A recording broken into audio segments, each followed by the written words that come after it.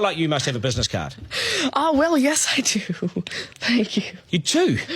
At 13, you have your own business card. Okay, that's a nice start. I'll get in touch with you later. Sure. What do you do?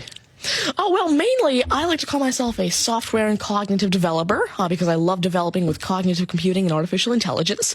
I am an algorithmist. I love working with, designing, and implementing algorithms. I'm a keynote and TEDx speaker. I'm an author. I've written a book, and I'm working on another one about IBM Watson.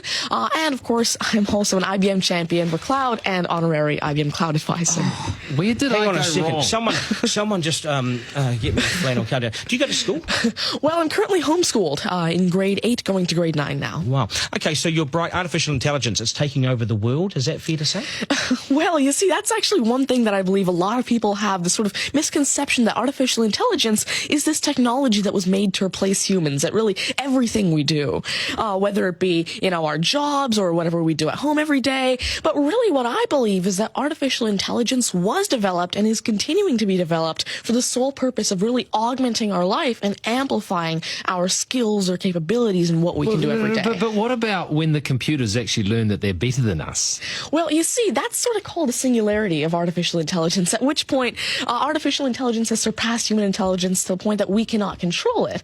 But really what I believe at this point, artificial intelligence, I won't go into the details right now since we're limited on time, but the thing is right now, artificial intelligence itself as a technology is so foolable and so primitive that either A, we won't reach that singularity point, or B, if we do, it's a very long ways off. Do you understand that, Mark? No. I couldn't. I wanted to take notes for the exam at the end of it. You lost them in the first sentence. Could I perhaps offer you a golf ball? There you go. Thank you very much. You do this YouTube channel, which you teach people. What is that all about, and who is your target audience? Yeah, sure. Now, I actually have a YouTube channel called Tanmay Teaches that I've been running for around 6 years now, and it has over 144 videos and now 22,000 subscribers.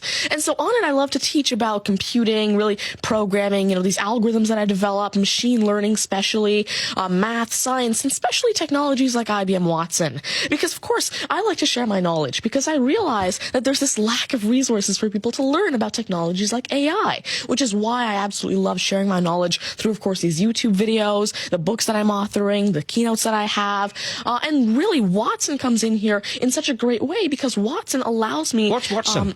Sure. Well, Mark thinks he's a golfer, but what is Watson? Now, IBM Watson is essentially a cognitive system that allows developers to incorporate cognitive and machine learning into their applications without having to code in the actual intelligence. And what this means is that, of course, right now, really one of the main reasons developers aren't incorporating more machine learning into their apps is because it's so hard to do. It's really difficult to incorporate intelligence because... Has the I'm going to take this somewhere else, this interview. Has the Homeschooling Association of the World got hold of you as the front person?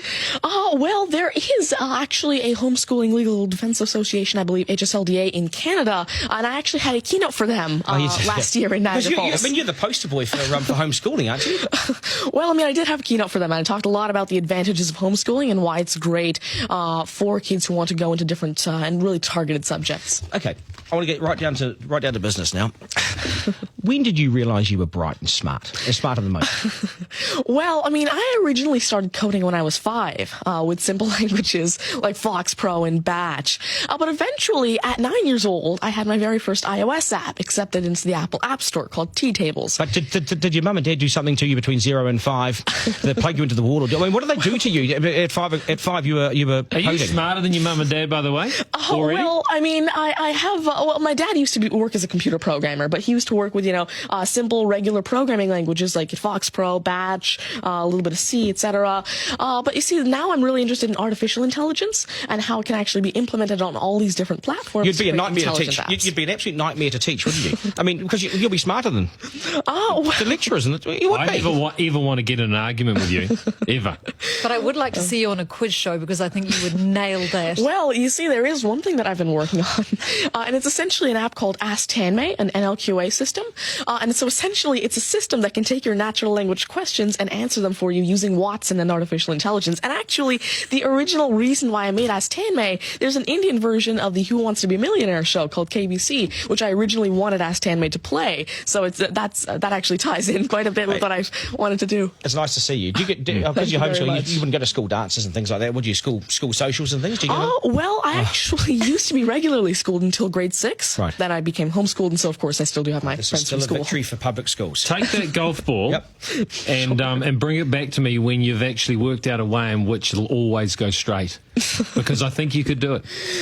Technically, using a genetic algorithm or something. I knew there'd be an answer. Hey, it's brilliant to meet you. You're a complete inspiration. Thank you. And I hope my son was watching, a 7-year-old son.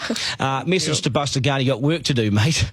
Do your homework, and we got to sharpen things up. Nice to see you. Thank you very All much. the very best. Thank You're you. amazing. Thank you. You're amazing. Okay, news is next, and then we are joined by today's panel, which won't be as smart as this guy, but they'll still be good, and we will head back to some of the beach as well for a game of 9 and 10. So much pressure now on the contestant of 9 and 10 just to rip through it and get it right. It's coming up after 8.